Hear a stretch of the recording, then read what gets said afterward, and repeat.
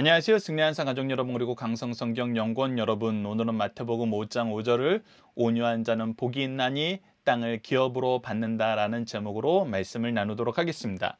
이번에 팔복을 나눌 때는 여러분들께서 앞서 성경 읽기에서 확인하셨던 것처럼 3장에서 12절 말씀을 계속해서 반복해서 듣고 있습니다. 그 이유는 팔복을 암송하기 위한 것입니다. 여러분들께서 매일 반복해서 읽으시고 해당 본문 말씀을 묵상할 때는 그 묵상한 말씀을 반드시 암기하셔서 팔복 말씀을 다 나눈 후에는 팔복 말씀을 암기하고 언제 어디서든지 가르칠 수 있는 승리한상 가족 여러분들, 강성성경 연구원 여러분들에게 기도합니다.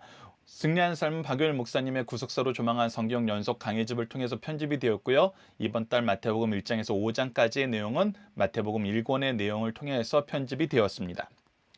자, 오늘 본문 말씀을 보도록 하겠습니다. 오늘 본문 말씀은 5절입니다. 5절 말씀을 다시 한번 읽어보도록 하겠습니다. 온유한 자는 복이 있나니 그들이 땅을 기업으로 받을 것이며 라고 기록되어 있습니다. 그래서 1번 문제, 온유한 자는 무엇을 기업으로 받는 복을 누립니까? 라고 했을 때 땅을 기업으로 받는 복을 누린다라고 우리가 대답할 수 있습니다. 자, 그렇다면 이제 우리가 온유함에 대해서 먼저 살펴보도록 하겠습니다. 성경에는 온유한 사람에 대해서 대표적인 분을 소개하고 있는데 그것이 바로 모세와 예수님입니다. 민수기 12장 3절을 보면 이 사람 모세는 온유함이 지면의 모든 사람보다 더하더라 라고 기록하고 있습니다. 모세가 이 온유함을 대표적으로 우리에게 보여준 사람이었다는 거예요. 그렇다면 모세가 보여준 모습이 무엇이었는지를 확인하면 이 온유함에 대해서 우리가 이해할 수 있습니다. 모세는 어떤 모습을 보여줬습니까? 모세는 하나님께서 민족의 지도자로 부르셔서 이스라엘 민족을 향하여 보내셨습니다. 애굽에서 이스라엘 민족을 구원하는데 하나님이 쓰신 일꾼이에요.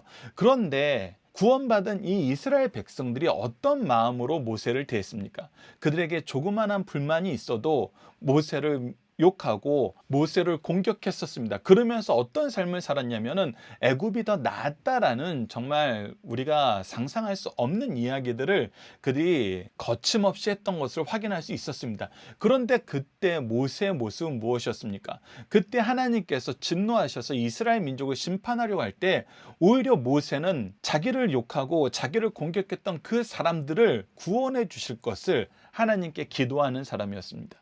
그 기도의 내용이 무엇이었냐면 하나님이 능력이 없으셔서 애굽에서 구원해 내시고 이 광야에서 죽이십니까? 라고 얘기하면서 하나님께서 약속하신 하나님의 언약의 땅에 들어갈 수 있도록 하나님께서 은혜를 베풀어 달라고 기도한 것입니다.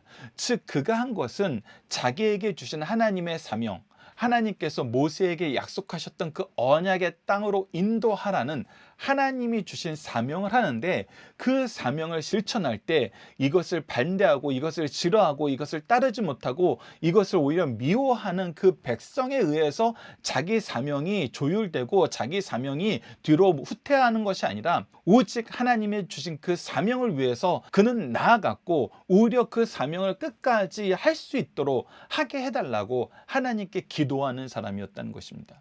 그래서 이 온유함이 보여주는 모습은 무엇이냐면 상대방의 어떠한 태도도 내가 포용하면서 하나님의 뜻을 이뤄나가는 굳센 결단과 의지를 가지고 있음을 우리에게 보여줍니다. 그래서 사람에 의해서, 감정에 의해서, 환경에 의해서 변하는 것이 아니라 묵묵히, 굳건히 하나님의 뜻을 이루는 사람의 모습이 바로 이 온유함입니다. 그러면서 마태복음에서는 이제 예수님의 모습에 대해서 이 온유함을 얘기합니다. 마태복음 11장 29절을 보면 나는 마음이 온유하고 겸손하니 나의 멍에를 메고 내게 배우라. 그리하면 너희 마음이 쉼을 얻으리라 라고 얘기합니다. 여기서 온유가 바로 원어적으로 프라우스라고 표현되는 거고 겸손이 타피노스인데 왜 이것을 여러분들에게 두 가지를 다 소개하냐면 마태복음 21장 5절에 시온의 딸에게 이르기를 내 왕이 내게 임하리니 그는 겸손하여 라고 했을 때 여기서의 겸손은 위에서의 온유와 원어적인 면이 똑같습니다. 그래서 마태복음 11장 29절에서 온유하고 겸손하니 라고 표현한 두 가지를 표현했을 때 마태복음 21장 5절에서의 겸손은 11장 29절의 겸손이 아니라 바로 온유함을 얘기하는 것입니다. 그래서 이 내용을 통해서 우리가 확인할 수 있는 것은 무엇이냐면 예수 그리스도께서는 그 온유함과 겸손함으로 무엇을 했냐면 그의 멍에를 메고 그의 멍에를 메고 나아가는 삶을 보여주셨어요. 그의 멍에는 무엇이었냐면 하나님이 주신 하나님의 계획과 뜻이었어요. 하나님의 뜻을 이루기 위해서 바로 자기 십자가를 지고 나아가는 모습이었어요. 그리고 예수님께서 예루살렘 성에 입성할 때 그를 환영하며 맞이하는 사람들도 하나님의 뜻과 일치된 모습으로 환영하고 맞이하는 건 아니었어요. 그를 싫어하고 그를 죽이려는 자들도 하나님의 뜻과 일치된 모습이 아니었어요. 그런데 예수님은 어떻게 했어요? 하나님의 뜻과 일치된 삶을 향하여 묵묵히 나아갔어요. 자기를 다른 목적을 가지고 환영하는 사람들에게 흔들리지 않고 자기를 하나님의 뜻에 거역하여서 미워하고 핍박하는 사람들에 의해서 주저하지 않고 계속 나아갔다는 것입니다. 그래서 민수기에서 모세에 대한 표현, 마태복음에서 예수님에 대한 표현에서 이 온유함을 보면은 바로 하나님의 뜻을 끝까지 이루어 나가는 삶의 모습이라는 것입니다. 그래서 우리가 앞서 말씀과 연결해서 보면은 심령이 가난한 자는 내가 아무것도 할 수 없고 하나님의 은혜와 하나님의 강권적인 역사만이 나를 살릴 수 있다라고 생각하고 이 문제의 핵심이 바로 죄라는 걸 인식한 사람은 바로 애통하게 되고 이 애통하여서 위로를 받은 자는 이제 하나님의 뜻이 나의 뜻이 되고 하나님의 계획이 나의 계획이 되어서 하나님의 뜻을 이루는 삶을 살기를 원하고 그 삶을 이룰 때 우리가 갖게 되는 이 능력이 바로 온유함이라는 것입니다. 그렇다면 이 온유함에 대해서 온유함은 그렇다면 우리가 어떻게 소유하는 것인가? 이 온유한 자가 복을 받는다는데 우리는 온유함을 어떻게 소유할 수 있는가? 그 부분을 성경을 통해서 보면은 이것 또한 은혜라는 것이 드러납니다. 갈라디아서 5장 22절로 23절 우리가 너무나 잘 알고 있는 성령의 열매죠. 자, 성령의 열매라는 그 말씀의 뜻 안에 무엇이 들어가 있습니까? 이것은 우리가 맺는 열매가 아니라 성령으로 인해서 우리가 받게 되는, 누리게 되는 열매라는 거예요. 성령이 열매를 맺어서 우리에게 주신다는 거예요. 그래서 그것이 무엇이냐? 오직 성령의 열매는 사랑과 희락과 화평과 오래 참음과 자비와 양성과 충성과 온유와 절제니. 즉 온유라는 것은 온유한 자가 복을 받는다 그러는데 이 온유는 우리가 어떻게 만들어내는 것이 아니라 하나님이 우리에게 주신다는 거예요. 가난한 자에게 복을 주시고 애통하는 자에게 복을 주실 때에도 이 모든 것이 하나님이 우리를 먼저 찾아와 주시고 깨닫게 하셔서 우리가 가난한 마음을 갖게 되고 애통하는 마음을 갖게 된 것처럼 이 온유도 성령께서 주시는 하나님의 선물이라는 것입니다. 그리고 이것을 주신 목적도 분명해요. 베드로전서 3장 15절을 보면 너희 마음에 그리스도를 주로 삼아 거룩하게 하고 너희 속에 있는 소망에 관한 이유를 묻는 자들에게 대답할 것을 항상 준비하되 온유함과 두려움으로 하고, 즉 우리가 가지고 있는 소망, 예수 그리스도의 다시 오심에 대한 소망, 영원한 하늘나라에 대한 소망, 하나님의 완전한 통치에 대한 소망에 대해서 우리가 가르칠 때 어떻게 가르쳐야 되냐면 온유함과 두려움으로. 나에게 주신 사명을 내가 끝까지 수행하겠습니다 라는 마음이 바로 온유함이고, 이 마음이 있기 때문에 우리가 상황에 의해서 흔들리지 않고 사람에 의해서 포기되지 않는 이 마음이 생기는 것이고, 또 두려움이란 것은 나 때문에, 내가 부족한 것 때문에 하나님의 뜻이 그들에게 잘못 표현될까 봐, 하나님의 계획이 그들에게 잘못 비춰질까 봐, 그래서 항상 하나님 앞에 있는 마음으로 두렵게 한다는 거예요. 그래서 이것을 주신 이유는 바로 하나님께서 우리에게 주신 그리스도의 소망을 온전히 가르쳐주게 하시기 위해서 이 마음을 주셨다는 거예요. 야고보서 1장 21절도 보면은 그러므로 모든 더러운 것과 넘치는 악을 내어버리고 너희 영혼을 능히 구원할 바 마음에 심어진 말씀을 온유함으로 받아라. 그래서 이 온유함은 또 무엇 하는데 가장 좋은 거냐면 하나님의 뜻, 하나님의 말씀을 내가 온전히 받아 누리는데 가장 좋은 자세라는 거예요. 당연한 거죠. 이 자세가 있기 때문에 온유함으로 하나님의 계획을 어떤 환경에서도 지속하는 굳건함이었어요. 그 하나님의 계획은 우리가 무엇을 통해서 깨닫게 돼요? 하나님의 말씀을 통해서 깨닫게 돼요.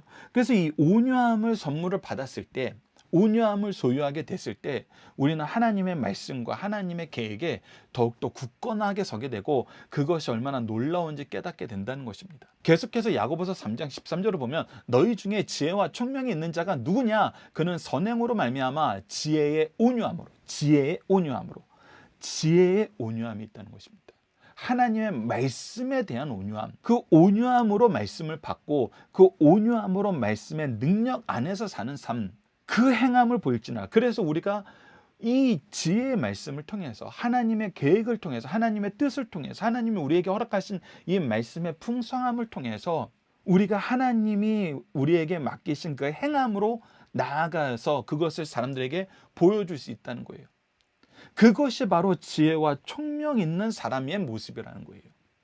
그래서 이 온유함은 하나님께서 우리에게 주시는 선물입니다. 하나님의 뜻을 이루게 하시기 위해서 우리에게 주신 믿음의 확실함이에요. 말씀의 능력이에요. 그런데 그런 사람들에게 뭐가 있다? 땅을 기업으로 받음이 있다. 그렇다면 땅을 기업으로 받는 거에 대해서 우리 같이 말씀을 나눠보도록 하겠습니다. 첫 번째가 시편 37편 11절에 나타나 있습니다. 그러나 온유한 자들은 땅을 차지하며 풍성한 화평으로 즐거워하리라. 그런 자들은 하나님께서 약속하신 기업을 향하여 계속해서 나아가게 돼요. 흔들림 없이 나아가게 됩니다. 하나님의 뜻을 향하여 계속 나아가게 돼요. 그래서 그들에게는 하나님이 약속한 기업을 주시고 그 안에서 풍성한 화평을 누리게 돼요. 풍성한 화평을 누리게 됩니다. 기업을 차지하고 고생하고 고난이 더 많아지는 것이 아니라 거기서 하나님이 주시는 화평을 누리게 돼요. 그 모습을 우리에게 보여준 대표적인 인물이 바로 여호수아서에 나오는 갈렙입니다. 갈렙이 여호수아서 14장 12절에 이렇게 얘기합니다. 그날에 여호와께서 말씀하신 이 산지를 지금 내게 주소서.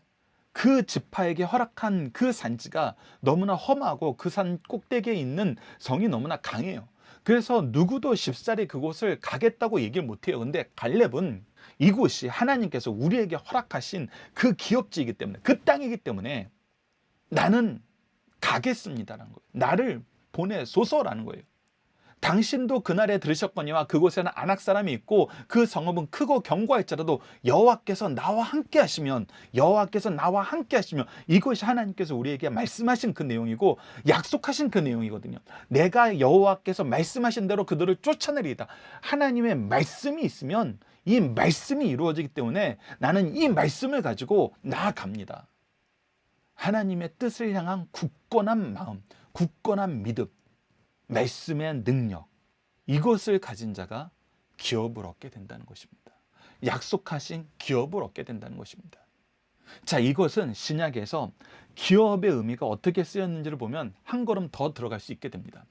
신약에서 기업의 의미는 여러분들 마태복음 28장 19절로 20절 예수님께서 우리에게 주신 대명령 안에 들어 있습니다. 그러므로 너희는 가서 모든 민족으로 제자를 삼아 아버지와 아들과 성령의 이름으로 세례를 베풀고 내가 너에게 분부한 모든 것을 가르쳐 주게 하라. 보라, 내가 세상 끝날까지 너희와 항상 함께 있으리라. 즉 제자를 삼아 세례를 베푼다는 건 뭐예요? 믿는 사람들 영혼의 확장이에요. 우리가 회개하라 천국에 가까웠느냐라 했을 때 천국에 대해서 얘기할 때도 이것을 무엇으로 보자 그랬냐면 하나님의 통치라고 보자 그랬어요. 하나님의 통치의 영역. 사실 여러분들 하나님의 영역이 어디까지일까라고 생각하는 것 자체가 사실은 창조주 하나님에 대해서 우리가 굉장히 소극적으로 이해하는 거예요. 창조주 하나님이세요. 온 우주의 주인이세요. 그래서 사실 모든 것은 하나님의 것이에요. 모든 영역이 하나님의 통치의 영역이에요. 그래서 어디까지가 하나님이 통치하는 지역이지라고 이렇게 생각하는 것 자체가 사실은 창조주 하나님에 대한 이해가 굉장히 편협한 거예요. 굉장히 소극적인 것이죠. 모두 다예요. 그렇다면 본질적으로 무엇이 있는 거냐면 그 땅에 살면서도 하나님의 통치를 인정하지 않는 자들이 있는 거예요. 그래서 오히려 예수 그리스도의 복음의 역사는 땅의 영역에 그 부분을 두는 것이 아니라 통치를 인정하는 사람들에게 그 영역을 두고 있어요. 땅의 영역은 당연히 하나님 것이에요. 근데 하나님께서 이루시고자 하신 것은 바로 하나님께서 창조하시고 하나님께서 제사장으로 왕으로 선지자로 세운 이 인간들이 하나님의 통치에 앞장서고 하나님의 통치의 대리인이 되고 하나님의 통치를 이루는 하나님의 일꾼들이 되어야 되는데 그들이 지금 하나님의 통치를 거부하고 있었거든요. 그래서 하나님의 통치의 영역이 땅이 아니라 그 통치를 인정하는 사람들에게 있다는 거예요. 그래서 우리에게 주신 기업지가 이 사람들이란 거예요. 그래서 땅을 기업으로 받는다라는 이 의미에는 하나님의 통치를 인정하는 사람들의 확장이 포함되어 있다는 것입니다. 계속 이 부분을 보면은 결국은 그래서 우리가 마지막에 어디까지 이것이 확장되는지를 보여주냐면 이사야서 66장 22절을 보면 내가 지을 새 하늘과 새 땅이 내 앞에 항상 있을 것 같이 너희 자손과 너희 이름이 항상 있으리라 여호와의 말이니라. 구약에서부터 계속 약속해 주신 거예요. 하나님이 우리에게 보여주실 새 하늘과 새 땅, 그곳에 있을 너희들의 영원한 이름, 대를 이어서도 하나님의 백성과 하나님의 통치의 능력을 대행하는 하나님의 일꾼의 삶의 모습이 하나님이 주신 너희들의 기업이라는 거예요. 그곳에 너희들의 처소가 있고 그곳이 너희들의 이름과 너희 자손들의 이름으로 가득 메워질 거라는 거, 영원한 기업이 될 거라는 거. 그래서 계시록 21장 1절 말씀을 통해서도 또 내가 새 하늘과 새 땅을 보니 처음 하늘과 처음 땅이 없어졌고 바다도 다시 있지 않더라라는 이 이사야 말씀의 성취의 역사가 요한계시록을 통해서도 우리에게 소개되고 있는 거거든요. 그래서 우리가 땅의 기업은 하나님의 통치의 영역으로 확장되어서 우리가 가질 영적인 기업지, 바로 우리를 통해서 예수 그리스도를 시인하는 사람들을 많이 얻게 하시는 하나님의 구원의 계획의 성취, 하나님께서 우리에게 명령하신 마태복음 28장 19절로 20절 말씀의 성취를 우리에게 허락하여 주신다는 것입니다. 누구를 통해서? 온유한 자를 통해서. 이 복이 그래서 우리에게 너무나 중요한 복입니다. 예수님께서 보여주신 복의 모습이고 우리에게 맡기시고 능히 이루게 하시겠다고 약속하신 복의 내용인 것입니다.